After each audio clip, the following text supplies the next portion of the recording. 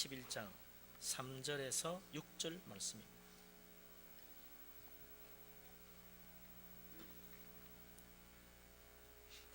예레미야 31장 3절부터 6절까지 우리 다 같이 한 목소리로 말씀을 받들어 읽습니다. 3절부터 6절까지 말씀 다 같이 말씀을 받들어 읽겠습니다.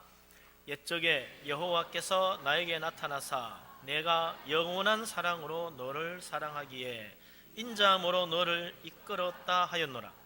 처녀 이스라엘아, 내가 다시 너를 세우리니 내가 세움을 입을 것이요 내가 다시 소고를 들고 즐거워하는 자들과 함께 춤추며 나아오리라. 내가 다시 사마리아 산들에 포도나무들을 심되 심는 자가 그 열매를 따기 시작하리라. 에브라임 산 위에서 파수꾼이 외치는 날이 있을 것이라. 이르기를 너희는 일어나라, 우리가 시온에 올라가자, 우리 하나님 여호와께로 나아가자 하리라. 아멘.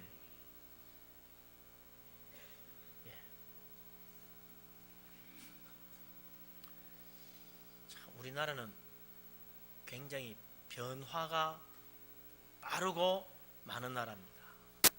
한 10년 지나면요, 옛날 길도 다 어디 갔는지 찾기가 어려운 곳이 많아요. 완전히 딴 세상 되는 때가 많습니다. 3분만 해도 그렇잖아요. 이게 뭐 한 20, 30년 전만 해도 여기는 늘 하는 이야기가 그래. 여기가 돼지 치던 곳이고 여기가 뭐 꽃도랑 치고 뭐 비 오면은 다 찐벌이 돼가지고 장화 신고 다녀야 되는 곳이었다고. 지금은 완전히 딴 세상입니다. 신도시가 돼가지고 아파트 들어서고 말이죠. 여기 어디에 닭 키우고 돼지 치는 곳이 어딘가 흔적도 없습니다.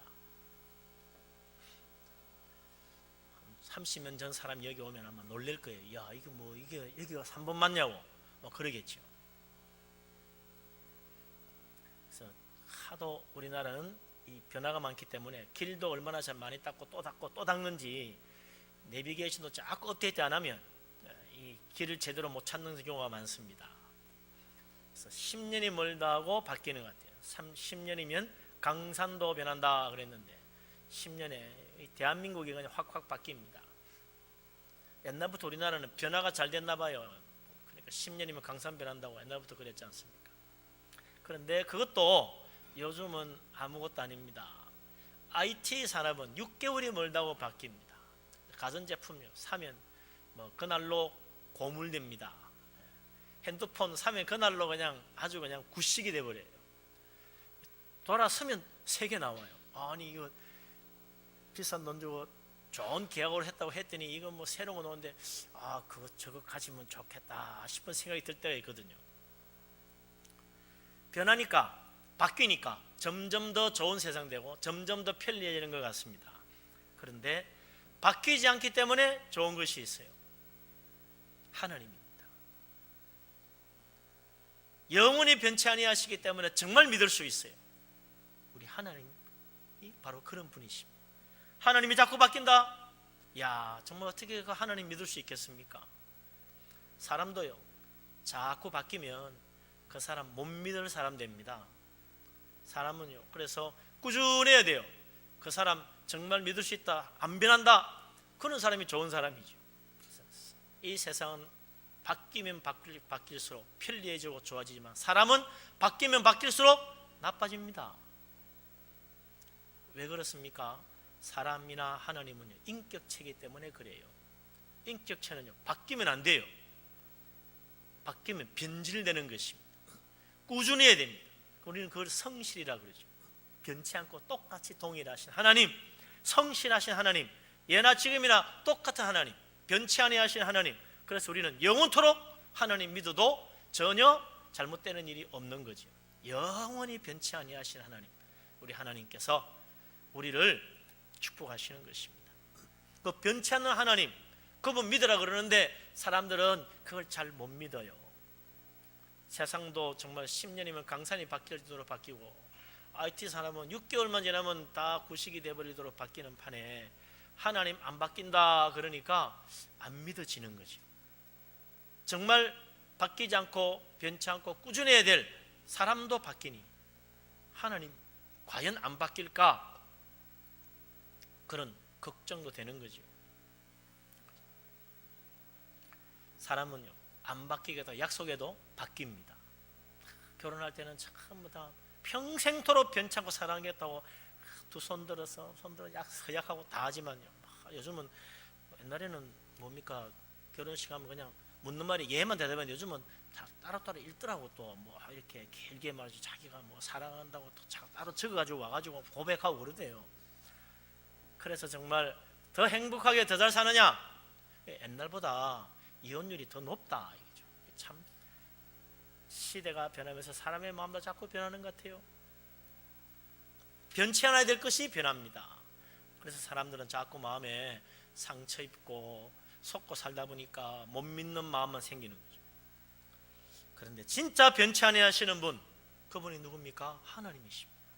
그래서 오늘 이 예레미야는 이 변치 않아야 하시는 하나님에 대한 이야기로 시작합니다. 3절 말씀 다시 한번 같이 읽어보십시다. 같이 읽겠습니다. 옛적에 여호와께서 나에게 나타나사 내가 영원한 사랑으로 너를 사랑하기에 인자함으로 너를 이끌었다 하였노라. 아멘. 옛날 옛적에 나타나신 하나님, 아주 먼 옛날 천년도 더 전에 나타나셨던 하나님, 그 하나님께서 우리를 사랑하시는데 영원한 사랑으로 사랑하신다고 말씀합니다. 영원한 사랑이란 무슨 사랑입니까? 영원토록 변치 않는 사랑을 말하는 거죠. 자꾸 바뀌면 그게 영원한 사랑이라 할 수 없는 거죠. 영원한 사랑은 영원토록 동일한 사랑입니다. 천년 전이나 지금이나 천년 뒤나, 아니 영원토록 변하지 않는 사랑, 그걸 하나님이 우리에게 그런 사랑으로 사랑한다는 거예요. 하나님께서 옛적에 나타나서 보여준 사랑, 그 사랑을 기억하라는 말입니다. 옛적에 하나님이 무엇을 하셨길래 우리에게 그런 하나님의 사랑을 기억하라고 하시나? 하나님이 특별히 이스라엘 사람들에게 기억해 주기를 원하는 사건이 하나 있어요. 그 특별한 사건이 뭡니까? 출애굽 사건이라. 이 예레미야 31장 이야기도 사실은 출애굽 이야기가 배경으로 있는 것입니다.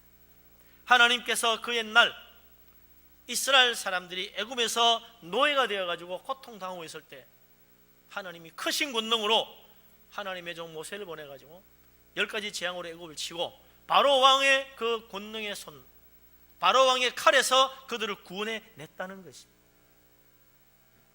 그리고 홍해를 가르고 바다를 육지같이 건너서 애굽에서 무사히 다 탈출했다는 거죠. 그리고 40년 메마른 광야 생활 하나님께서 먹이시고 입히시고 부족하지 않게 하시고 안전하게 보살펴서 무사히 40년 광야 생활 통과하고 젖과 꿀이 흐르는 가나안 땅 너희에게 안겨주었다. 이거 기억하라. 그 까마득한 옛날 이야기인데요, 그렇기 때문에 더욱 기억하라는 거예요.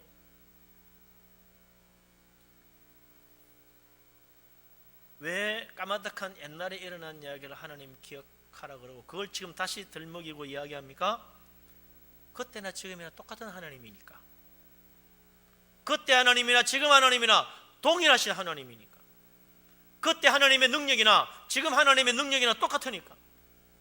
그때 하나님이 이스라엘 백성을 사랑하시고 은혜 베푸신 그 사랑과 은혜가 지금 우리에게도 똑같이 부어지고 있다는 것입니다. 그래서 지금 너희가 하나님 못 믿겠거든, 그때 하나님을 기억하라는 거예요. 오늘 우리 인생 가운데 때로 환난이 닥치거나 고난이 오거나 어려운 문제가 생기면요, 하나님이 정말 나를 사랑하시나 그런 생각이 듭니다. 기도에 응답이 없으면, 기도했는데 이루어지지 않으면 하나님이 나를 이제는 버리셨는가, 하나님의 능력이 부족한가, 하나님이 변했나, 그런 생각이 들 때가 있다는 거예요. 그럴 때 하나님이 우리에게 말씀하시는 것입니다. 옛적에 여호와 하나님께서 어떻게 너에게 사랑과 능력을 나타내셨는가를 생각해 봐라. 하나님은 죽은 자도 살리시는 하나님이시다. 하나님은 욥을 고난 가운데서 건지시고 갑절로 축복하시는 하나님이시다. 하나님은 이스라엘이 엄청난 고난을 당할 때 하나님 사사를 보내서 구원을 7번이나 구원해 주신 하나님이시다.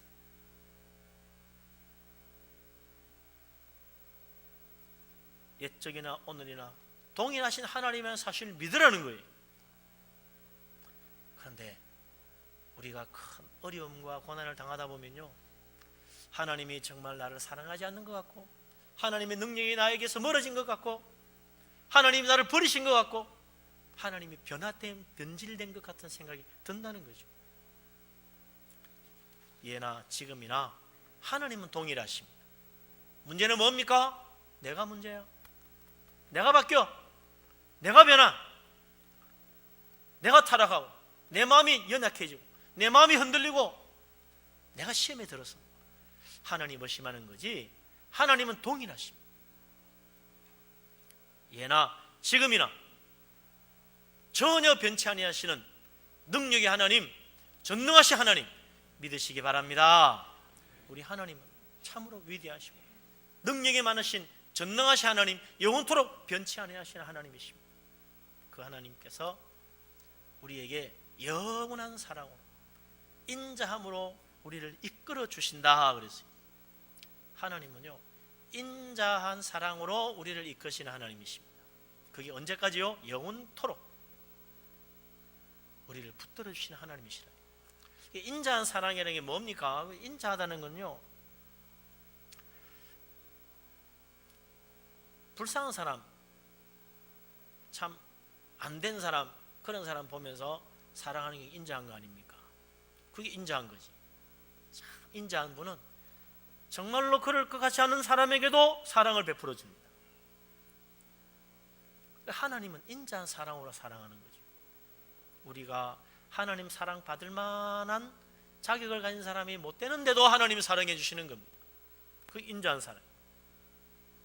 이제는 더 이상 하나님 사랑 받을 만한 자격도 없는 것 같은데, 죄 많고 허물 많고 실족하고 하나님 말씀대로 행치도 못하고 내 욕심 따라 살아온 그 모든 것들이 수도 없이 많은데도 불구하고 하나님께서 여전히 나를 버리지 아니하시고 사랑하십니다. 인자하시기 때문에 그렇다는 거예요. 죄인을 사랑하시는 하나님은 인자하신 하나님이십니다. 엄위하신 하나님이면 죄 많은 사람 어떻게 감히 하나님 앞에 설 수 있으며, 내가 한번 실수하고 왔다면 하나님 앞에 얼굴이나 들 수 있겠습니까?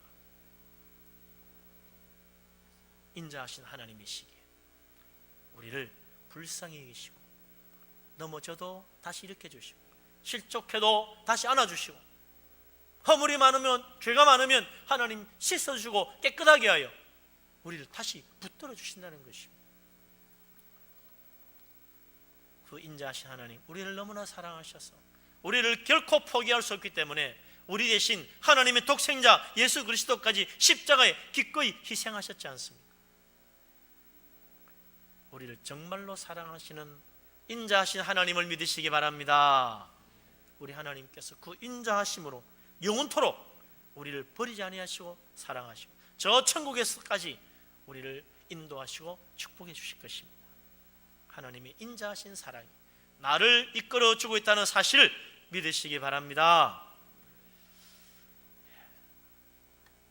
그런데 그 인자하신 하나님, 그 옛적에는 놀라운 사랑으로, 영원한 사랑으로, 그 놀라운 능력으로 이스라엘을 구원하시고 애굽에서 바로왕을 치시고 홍해바다도 가르시고 광야에 40년 동안 물과 먹을 것으로 먹이시고 입히시고 했는지 모르겠는데, 지금은 좀 안 그런 것 같습니다. 그럴 때가 있어요. 이스라엘도 그랬어요. 예레미야가 예언하던 그 시절은 이스라엘 나라가 멸망을 당할 때입니다. 바벨론 제국에 완전히 짓밟히고 예루살렘 성은 완전히 다 파괴되고 성전도 다 부서지고 불타고 왕족과 귀족들, 제사장들, 이스라엘의 모든 인재들은 다 바벨론의 포로로 잡혀간 그런 비참한 시절이었습니다. 수많은 사람들이 죽었습니다. 나라는 완전히 망했습니다. 이제 어떻게 다시 이 나라가 일어설 수 있을까? 불가능해 보입니다. 가망이 없습니다. 그때 그 시절에 예레미야가 하나님 말씀으로 예언한 것입니다. 이제 이 나라는 망했어요. 다 틀렸어요. 소망이 없어요. 그런데 그때 예레미야가 옛적 하나님께서 이스라엘을 어떻게 구원하시고 하나님께서 이스라엘에게 어떻게 나타나셨는가를 생각해 보라는 거예요. 그때도 애굽의 노예가 되어가지고 아무런 가망이 없었어요. 완전히 그들은 망했어요. 소망 없는 인생이었어요. 다시 일어설 수 없었어요. 그들은 영원토록 자손 대대로 노예가 되어야 돼요. 그런데 하나님께서 그 가망 없는 이스라엘 자손들, 완전히 망하고 완전히 참 멸망에 이르는 그 이스라엘 자손들을 하나님이 일으켜주시고 세워주시고 구원하시고 인도하시고 축복하셨다는 것입니다. 우리 인생은요, 가망이 없을 수 있어도 우리 하나님 앞에는 가망 없다는 말이 없어요. 우리 인생은 절망할 수 있지만 하나님에게는 절망이 없어요. 하나님이 다시 바꾸시면 바뀌는 것입니다. 하나님이 축복하시면 우리 인생 변화되는 것입니다. 하나님이 일으켜 주시면 넘어진 자도 다시 일어설 수가 있는 것입니다. 전능하신 하나님, 능력의 하나님, 그 하나님께서 연약한 자를 붙들어 주시고 넘어진 자를 일으켜 주시고 병든 자를 고쳐 주시고 부족한 자에게 채워 주십니다. 그 하나님께서 오늘도 하나님의 그 놀라운 사랑 나를 이끌어 주시고 세워 주신다는 사실을 믿으시기 바랍니다. 아멘. 우리 하나님께서 그냥 말로만 그러는 것이 아닙니다. 놀라운 축복 가운데 하나님 말씀하십니다. 구체적으로 하나하나 말씀해 주십니다. 우리 4절 말씀, 하나님께서 어떻게 이스라엘을 축복하시는가 같이 한번 읽어보겠습니다. 처녀 이스라엘아, 내가 다시 너를 세우리니 내가 세움을 입을 것이요 내가 다시 소고를 들고 즐거워하는 자들과 함께 춤추며 나오리라. 아멘. 처녀 이스라엘이라는 말은요, 예루살렘, 유다 나라를 가리키는 말입니다. 예루살렘에는 하나님의 성전이 있어요. 그곳에서 하나님을 섬기고 예배하고 찬양하고 하나님 말씀을 듣고 주님 축복받던 그곳, 그게 예루살렘 성전이요, 그것이 바로 하나님의 축복의 자리예요. 그곳에 오는 자들은 정말 정결한 믿음으로 하나님 만나고 거룩하신 하나님의 축복을 받습니다. 그래서 이 예루살렘을 사모하는 자, 하나님의 성전을 사모하는 자들을 가르쳐서 처녀 이스라엘이라, 정결한 자라, 하나님 축복하시는 자로 하나님께서 그들을 특별히 부르시는 거죠. 그 처녀 이스라엘이 그만 넘어지고 실족하고 나라가 멸망하고 고난받고 남의 나라에 포로로 잡혀고 짓밟히고 농락당했다는 거죠. 그런데 하나님께서 그렇게 이 세상에서 철저히 짓밟힌 처녀 이스라엘을 더럽다고 내다버리시는 것이 아니라 다시 세워주신다는 거예요. 이게 하나님의 놀라운 능력입니다.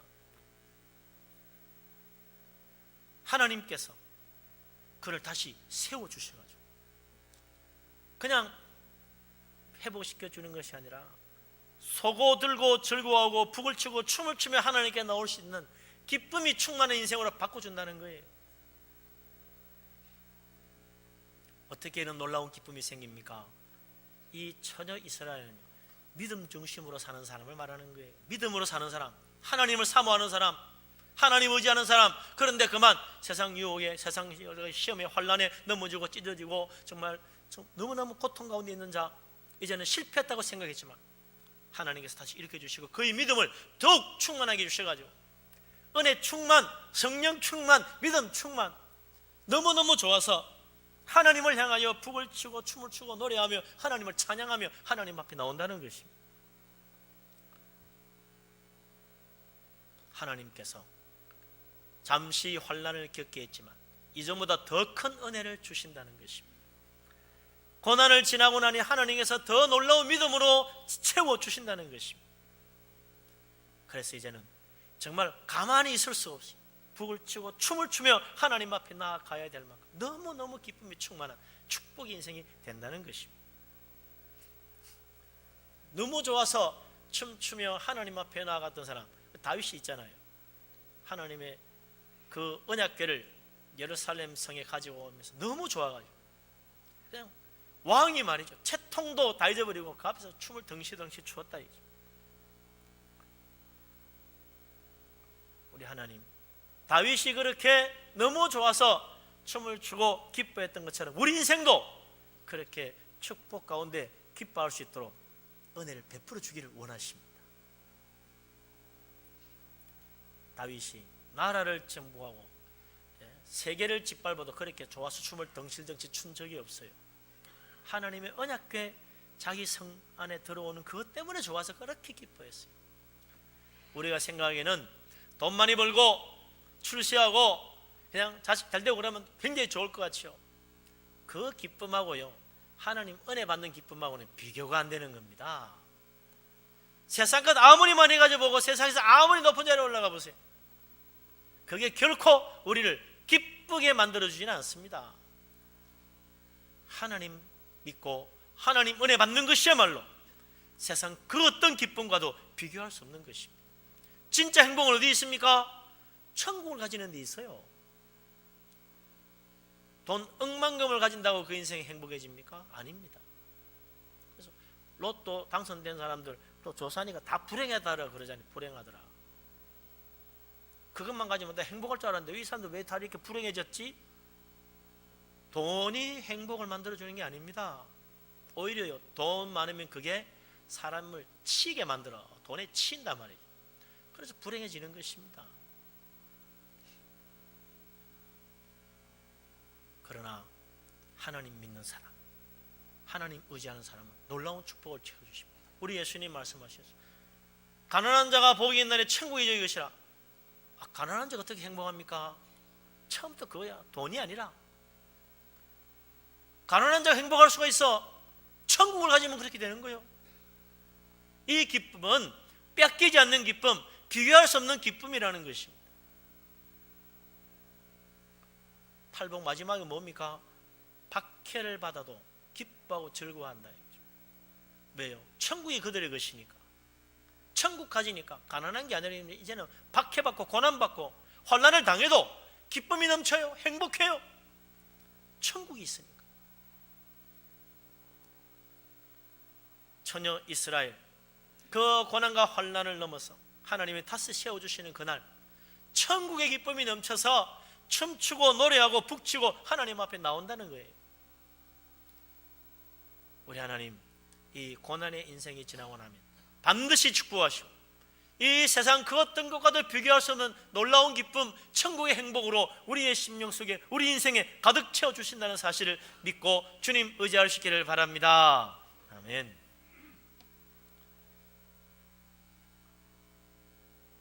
유다나라 예루살렘은 하나님의 성전이 있는 곳이고 하나님 정말 신실하게 믿던 곳이니까 그 사람들은 그렇게 축복해 주시는데, 하나님 제대로 믿지도 못하고 우상 숭배하고 세상 의지하고 그래서 돈 벌기 위해서 바빴던 사람들, 그들은 하나님 완전히 내버리셔서 영원한 지옥불에 던지시는가? 아닙니다. 우리 하나님은 인자하신 분이라고 그랬어요. 하나님은 사랑이 많으신 분입니다. 전능하신 하나님이십니다. 그 하나님께서 우리를 그냥 버려두지 아니하십니다. 5절 6절 같이 한번 읽어보겠습니다. 내가 다시 사마리아 산들에 포도나무들을 심되 심는 자가 그 열매를 따기 시작하리라. 에브라임 산 위에서 파수꾼이 외치는 날이 있을 것이라. 이르기를 너희는 일어나라, 우리가 시온에 올라가서 우리 하나님 여호와께로 나아가자 하리라. 아멘. 사마리아는 북왕국 이스라엘의 수도지요. 예레미야가 예언하던 그 시대는 이미 북왕국은 망한 지가 100년도 더 넘었어요. 그 사마리아 산마다 포도나무를 심고 그 포도 열매를 거둘 수 있는 축복을 받게 될 것이다. 완전히 버림받은 곳, 황폐해진 그곳, 아무도 돌아보지 않는 그곳에 하나님께서 복을 주셔가지고 산마다 포도나무 심고 포도 열매를 거두는 축복, 이게 얼마나 놀라운 은혜입니까? 하나님께서 반드시 우리를 축복하셔서 부족하지 않게 가장 좋은 것으로 채워주신다는 것입니다. 하나님은 남왕국 예루살렘 성전에서 하나님 섬기는 신실한 믿음의 사람들, 유다 사람들만 사랑하는 것이 아니라 북왕국 이스라엘 하나님 말씀 어기고 선지자들의 말에 귀를 기울이지 않고 세상 사랑하고 타락했던 그 북왕국 이스라엘 사람들까지도 버리지 아니하시고 사랑하시더라. 왜요? 그들도 아브라함 자손이니까. 하나님이 아브라함 자손을 복 주시겠다고 약속하셨으니까 다시 세워주시는 것입니다. 그들도 구원하시고 축복해 주시는 거지요.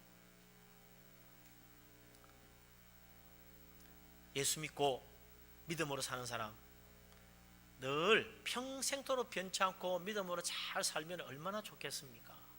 그런데요, 때로 유혹에 넘어질 때가 있습니다. 욕심에 그냥 끌려가지고 잠시 그냥 세상 속에 푹 빠져 살 때도 있어요. 보면요, 교회 이렇게 보면 새로 등록한 사람들이 만나서 이야기해 보면요,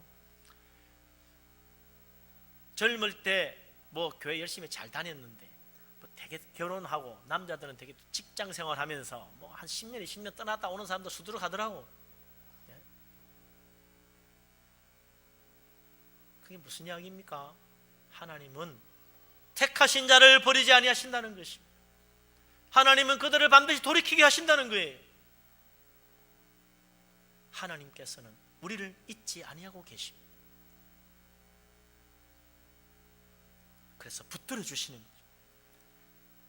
북왕국 이스라엘, 사마리아 늘 우상 숭배하고 하나님 거역했지만 그들도 하나님께서 아브라함 자손이라 잊지 아니하시고 축복하시고 돌이키게 하는 거죠. 그날 에브라임 산 위에서 파수꾼이 외치는 거예요. 이르기를 너희는 일어나라, 우리가 시온에 올라가서 우리 하나님 여호와께로 나아가자, 그런다는 거예요. 에브라임은 북왕국 이스라엘 왕 그 나라의 왕족입니다. 중심 지파죠.